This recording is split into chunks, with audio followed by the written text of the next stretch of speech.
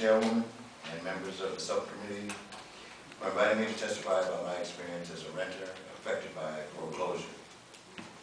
My name is Marion Anderson, and for over a year, my life has been affected by the foreclosure of my rental unit. To give you a little history, almost exactly a year ago, I had just gotten, well, 6 months prior to that, I got a job with a multinational company locally, 3M. I was a machine operator. Just bought a car, no notes, paid it off in full. Life was looking good. Signed a lease, $900 a month. I said, I can do this now. Well, in November 2008, I signed a 1-year lease on a 2-bedroom apartment in a fourplex in North Minneapolis. What I didn't know at the time was that my landlord was already in the early stages of foreclosure. In fact, my landlord had 2 mortgages on the property, and both had gone into foreclosure.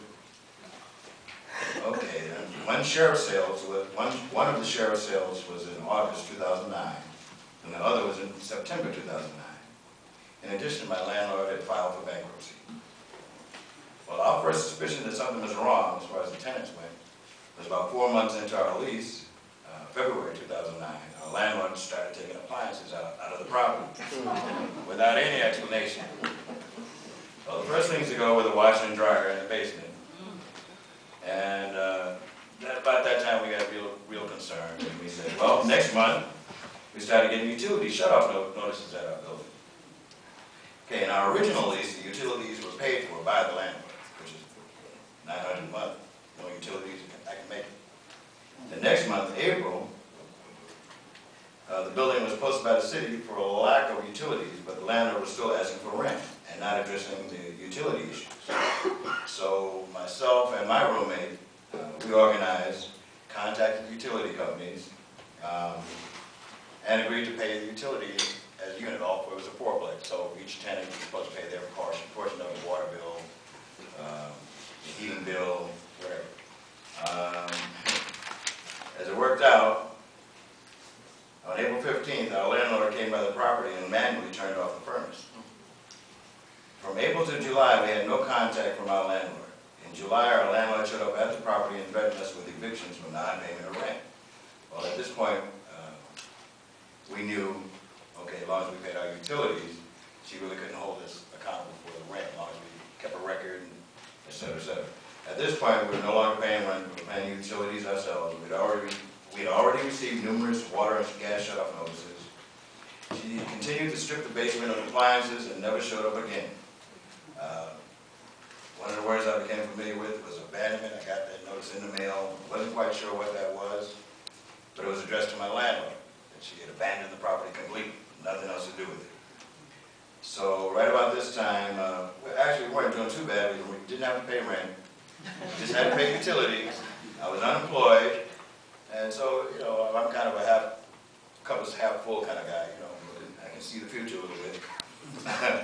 And, well, right about in the fall, mostly right around October, really, it says here, it's in August, but right around October is when they had the shut-off notices and the turn-off notices for utilities, especially because of the weather. I don't know if you're not from Minnesota. October 15th is about the time it starts. The furnaces go on, and so the fire inspector showed up at our property and put up 2 notices on the door. A really nice lady, her name was Melanie. I can't say her last name. It's Polish, but she was really, really good help. I tell you, she had a lot of empathy. She worked on the north side, and nice uniform and everything. And she posted these psychedelic posters on our doors saying you had 72 hours to either get the furnace turned on or the building would be condemned. And we had from that time until January 1st to have a new rental license for that property. Evidently, our landlord hadn't renewed her old license in August. So by this time, it's like fall. It's October. So we said, well, I'd been a little depressed before, but I got a little hint of 72 hours. I had a little hint of what clinical depression really was. But like I said, she was real empathetic, told me that they were changing some of the laws or some of the rules as far as what they did for condemnations. And we were able to get the furnace turned back on with help from their contacts with Centerpoint, with the fire department,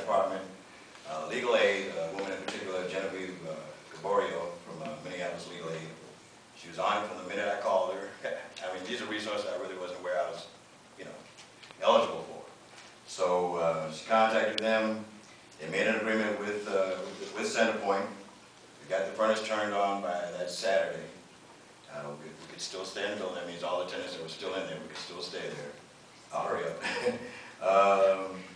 And legal aid also, Genevieve, she also tried to get the city of Minneapolis to allow the tenants in our building to pay for a rental license ourselves so that we could stay throughout the winter, or at least throughout the redemption period. There's like a 6-month redemption period if if the old landlord doesn't buy the property back, you can stay there. Just pay the utility. I can make that too. March 29th would be the end of the redemption period.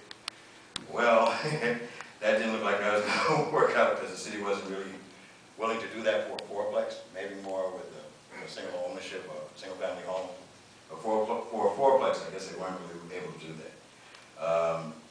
Legal aid then connected me with St. Stephen's Housing, Human Services, and their housing advocate, her name is Sarah Dunn, I'm sorry. Sarah Dunn, she helped me greatly. She, as soon as she got wind of what was going on, and her contact with legal aid and Genevieve, they had their own assistance program for renters who were affected by foreclosure. I didn't know this program was available, and since we found out the property had been in foreclosure and had numerous utility shutoff notices, this is about the time when I found out from Sarah that yes, I was eligible for some financial assistance if the property was foreclosed on. That maybe she could help me with relocation fees, relocation money, that kind of thing. Great burden off my mind. Okay. The old building, since it was in foreclosure, the old building manager left the unit, and some of his family moved in upstairs. No lease, they were basically squatting. Another unit up above me, who were receiving Section 8, they moved out to another Section 8 property. Once they found out about the foreclosure, and they left, and now their friends and families moved into the unit. There have been 3 or 4 squatters in the vacant units and in the basement, which does not have a secured door, and it's been hard or impossible to get the squatters there to contribute to the utility payments. In fact, what just happened last week was the new owner, and I just found this from Senator Higgins and found this about what happened was the new owners bought this property from one of the banks with one of the mortgages off, and okay, I'm finished. Okay. The contract has expired, however, we want to hear the end of this story. So please keep going. Unanimous consent. Additional time to finish this story. Well, to make a long story short, the squatters made it impossible they brought other problems to the building. We actually had the police come out last week to take one of the squatters out. The new landlord, I think he's the landlord, he came in and asked to see the apartment, and the guy opened the door with a wrench and said, "You're not coming in my house, white dude, out of here," and closed the door on him. This is one of the squatters, I don't even know his name. And the guy left, the supposed new owner, and he came out of the house with the wrench and followed him to his truck, and they got to scuffling out there. And to make a long story short, it's not safe for us or any other tenants that are qualified to be there or supposed to be there. And they told, the fire inspector came back out and told us that the building was at risk of being condemned again for suspected meth use by this person upstairs. Okay, at any rate, from March to December, our building is virtually no management or ownership. This created an unsafe environment for the remaining tenants. There's no accountability, and we have no one to address the safety, utility, or maintenance concerns. Okay, right now, as of December 28th, got a new owner. He was selling it to another owner, an Irishman from Australia named Bernie O'Brien. And he says, he promises he's going to close by February 20th, and we'll get a new stove. That's a wrap, and thank you for your time.